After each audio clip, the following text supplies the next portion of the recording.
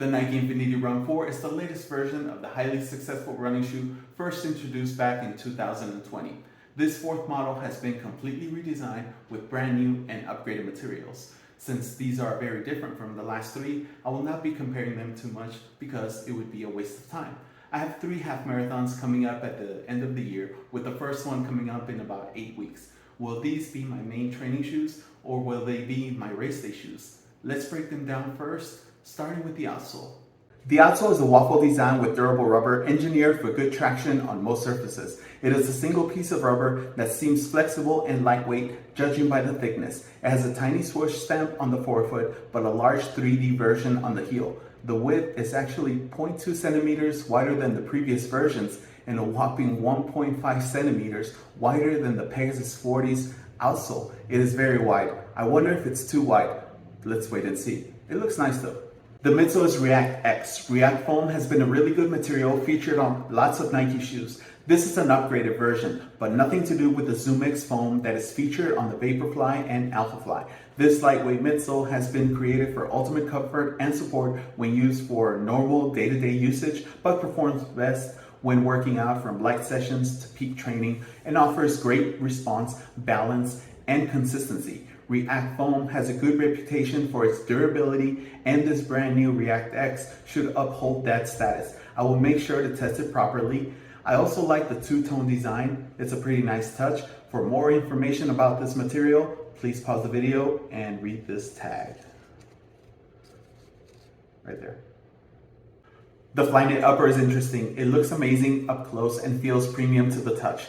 Flyknit has different versions. This one actually has a water repellent liner right here by the toes, a nice symmetrical pattern with a medium thickness padded tongue, a small swoosh, soft and lengthy laces, a nicely padded collar, and small heel plates for support, a durable pull tab, and a plastic strip for aesthetics. Flyknit is my personal favorite upper material, but honestly, it's a hit and miss. Sometimes it is way too flexible, but when it's right, it is perfect for my needs. This ultimate performance test consists of my personal training style and running form. I am a forefoot runner and a heel striker depending on my objective. I have a semi-wide foot with minimal pronation. I've had some calf issues for about 8 years. Both of my Achilles tendons were severely damaged but not torn after my last full marathon, but I've been okay since. No other issues to mention. I know these are labeled as running shoes, and perhaps my testing methods might seem unnecessary, but not everyone can get a different pair of shoes for different workouts or different occasions. My goal is to show you how they look on me and what I can accomplish with them, and maybe you can determine if your hard-earned money is worth getting these, whether you are using them for casual wear or to achieve personal fitness goals. This is a 2 to 3 week trial using various socks to test for blisters and breathability. My thorough testing will also be foot fatigue, shin splints, heel pain, cramps, and anything else I might experience. Please pay very close attention to the different surfaces you see while I do everything from walking to running sprints and many other things in between. I'm not gonna go out there and run a few blocks or even a few miles and then come back and give you a vague description about my experience.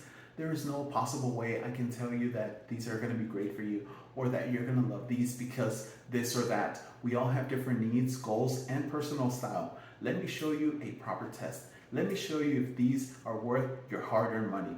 Are these worth the hype? Only one way to find out. This is the ultimate performance test for the Nike Infinity Run 4. Let's go.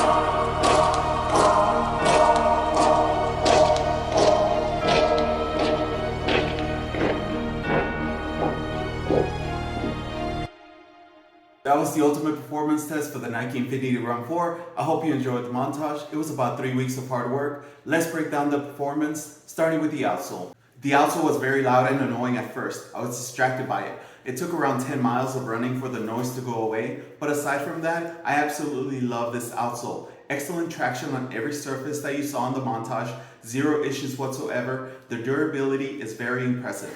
The React X foam was way better than I expected. Casual wear, walking, running, sprinting, and jumping was very enjoyable thanks to the softness, response, and comfort level of this midsole. Recovery time was very impressive. I used these nonstop for 3 weeks straight, and the midsole doesn't show any signs of wear. The best part of it all, it doesn't wrinkle or crease. I love it.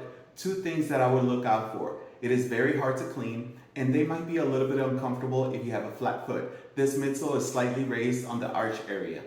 The Flyknit upper had 2 things wrong short of perfection, but that is only because of the way I train and how I use these shoes on a daily basis. The first one is that this version of Flyknit is not as breathable as I expected, but my feet never felt hot regardless of the socks I was wearing. The second thing I really didn't like is that they are too flexible for some of the things I tried them for, but I understand they are not built for everything I use them for. Aside from those 2 things, the upper on the Nike Infinity Run 4 was amazing. It looks brand new, no tears whatsoever. The laces never came undone. The tongue and collar were soft and comfortable. The heel plates were pretty good, and the pull tab was very handy and completely intact. My socks never rode down. An extremely comfortable upper that conformed to my foot perfectly. I am extremely pleased with the overall performance of these shoes. Money well spent, in my opinion. Can they do everything? No. These are my 3rd favorite running shoes behind the Alphafly and the Vaporfly. I did not like going side to side very much. Some of the drills that you saw in the montage didn't feel too safe, but going forward, back, up and down felt better than most shoes I've ever tested. This performance test ended my strength training for my upcoming races. I will only be doing long distance running from now on, and these are going to be heavily used. If I didn't have race day shoes, I am confident that these shoes would be used easily for a half marathon. That's how good they are. If I missed anything, feel free to contact me either here on Instagram, where I'll be posting a live non-edited demo really soon, so keep checking up with me. I hope I showed you every angle of what these shoes did for me, and hopefully it helps you determine if your hard-earned money is worth getting these or not. I would love to hear your feedback or your experience if you already have these. As always, thank you very much for watching. Midsole out.